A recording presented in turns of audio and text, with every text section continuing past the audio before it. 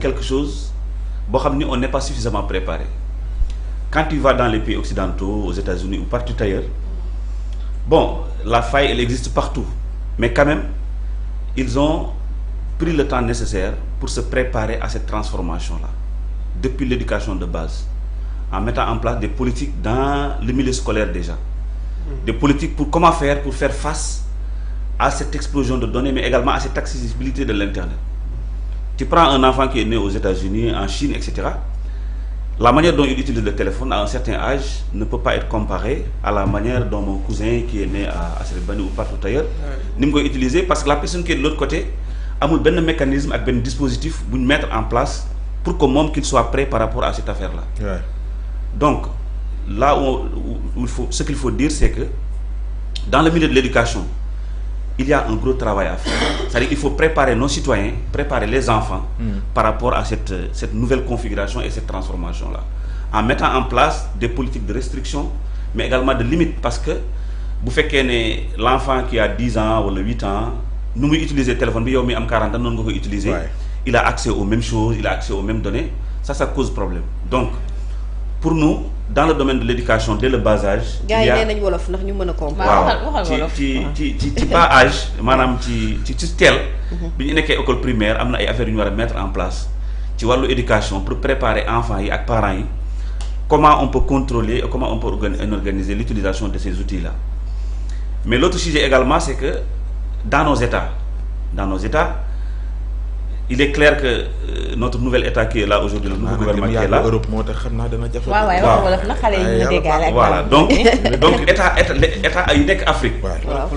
État yi nekk Afrique dañoo war a comme ni ñuy wax économie, comme ni ñuy wax sécurité ak défense, ni mu nekkee lu am solo ci réew, noonu la internet ak technologie a nekkee lu am solo. Donc ça veut dire qu'en matière de gouvernance dañoo war a mettre en place des stratégies de gouvernance, nan lañuy driver ak nan lañuy contrôler l'utilisation de l'internet. D'autant plus que certains on parle de intelligence artificielle nga xamanteni sori nañ ci ñi nga xamanteni ñoo ne ca biti réew ci anam gi ñu koy utiliser sur le développement te ñun waa perception bi ci am mooy ragal gi, alors que am na benn côté boo xam ne baax na ñëw dañ doon cof rek di la nuyu nii mais inshallah nga ne cofee baax na yow fi nga def nii da la doon cof nii rek nga nuyoo waale rek sëñ Ka naanaa la tuuti café en attendant inshallah ñu ñëw ci yow Ngoné Saliou da ñuy mottali tuuti ci kaawu Samuel Sarr waaw la nga xamante ne jàpp nga ni moo ca yees ñu ñëw ci waaye en attendant xam nga ñu ko defeeree depuis mardi devant le procureur de la République di ko toppee abus de biens sociaux gis nañ ne nag bu ñu moywul dana dem ca deuxième cabinet d'instruction bi nga xam ne Maxabari moo ko daal di yore waaye itam dàq ñu benn yoon defar ay délégation judiciaire pour ñeneen ñi nga xam ne ñu ngi leen ciy tudd ba ci ancien directeur général bu Sénélec ñu ngi wax démb ne waroon nañ ko déglu ci section de recherche gendarmerie bi Colobane mais finalement mujjeewuñ ko déglu. West African Energy projet bi ñu ko évaluer toll na ci 283 milliards de francs CFA te wax nañu ne tamit daal dañu ko achevé à 95%. Donc ci départ bi itam ñu ne Moustapha Ndiaye actionnaire groupe bi moom moo déposé woon plainte contre Samuel Sarr. ñu ne Samuel Sarr dafa déposé woon plainte mais plainte bi ba tey kenn activé wu ko ba muy jógee Dubaï xam nañu ne ci lañu ko daal di interpellé section de recherche gendarmerie Colobane daal di koy déglu ba démb mu doon wax naan anam bi ñu ko téyeweek ñàkk seet geek ni nga xam ne daal mooy condition de détention yi ay mbokkam ñi ngi ko doon ñaawlu wax naa la ko léegi ñu ngi ci doon tudd ku ci mel ni ancien directeur bu Sénélec mais également Arouna Dia ñi nga xam ne nag ñoom ba tey kenn dégloogu leen donc société bi nga xam ne moom mooy West African Energy dafay yëngu ci wàllum courant ak yooyu centrale électrique bi nga xam ne def nañu ko waaye dañuy fàttali ne cabinet Mazars moom moo def li nga xam ne moom mooy audit bi parce que dañoo gisoon ne peut-être que ne dafa am ay mbir yoo xam ne nekkoon na ci te awul yoon loolu moo tax ñu santaane woon à ce que ñu def li nga xam ne moom mooy audit bi donc rapport boobee nga xam ne tamit def nañu ko daal nañu koy jébbal mooy ñi nekk fii ci section recherche gendarmerie bu Colobane gis nañu itam ne daal dafa am ay mbir yoo xam ne dafay confirmer wala dafay infirmer ne am na ay certains troubles yoo xam ne maanaam doxalin bi wala anam bi nga xam ne defee nañu ko noone awul yoon. ñu ngi fàttali tamit am na at ci ginnaaw ñetti actionnaires yi di Khadim Ba Abdoulaye Dia ñoom ñoo santaane woon ngir ñu def audit bi ni ma la ko waxee ci compte société boobule. cabinet Mazars tey dem ñu mandaté woon ko ngir mu daal di amal lu nu mel ñu daal di gis ne dafa am ab trou boo xam ne toll na ci 8 milliards de francs CFA maanaam foo xam ne bañ ko xaymawee yëpp daal gis nañu ne li fa waroon nekk ci xaalis nekku fa te ba ñu ko calculer mat na juróom-ñetti milliards ci suñu ay koppar moom la ñu détecté loolu moo taxoon ñu daal di def plainte directement visé ko contre Samuel Sarr mi nga xam ne dañoo ne nag moom la ñu soupçonné ne mbir mi daal moom la amee ñuy wax ne tam benn contrat de prestation de service ak Ndax énergie loolu itam xool nañ ne anam bi nañu ko bindee wala nañu ko defee loolu itam awul yoon donc jeudi 14 novembre mbir mi jël beneen tournure ndax Samuel Sarr dañu ko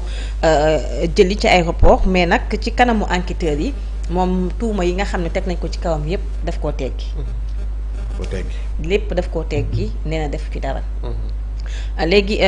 ñu ne nag dañu war a am délai 24 heures pour rassembler mooy pièces justificatives yi nga xam ne dafa war a prouver que ne moom mii la ñu koy tuumaal amul lenn loo xam ne def nañ ko ci may nañ ko 24 heures donc lendemain bi muy vendredi ba le passé ñu gis ne nag andi na daal ay documents dimanche 17 novembre moom la daal di jóge woon pour dem fi nga xam ne moom mooy Dubaï ànd ak directeur actuel bu Senelec muy Pape Toby Gaye ba mu ci ñëwee la ñu ko mettre aux arrêts fii ci aéroport bi excusez-moi léegi comme mbir mi mun tey yàgg fi nga xam ne moom même section de recherche parce que xam nga garde à vue dafa am heure même bu dee prolongation yi itam dafa am heure moo tax dañu koy yóbbu ci cabinet d'instruction moom mu daal di wëyal li nga xam ne moom mooy liggéey bi am na yeneen di mbir am na ñeneen ñoo xam ne tam ñu ngi leen ci tudd man ñi ci tudd ñu ci bari jokkoo naa ak ñoom ngir am itam seen version Moustapha Ndiaye maa ngi jéem a jokkoo ak moom mais jotuma ko mais ñeneen ñi ci tudd ñëpp ku ci nekk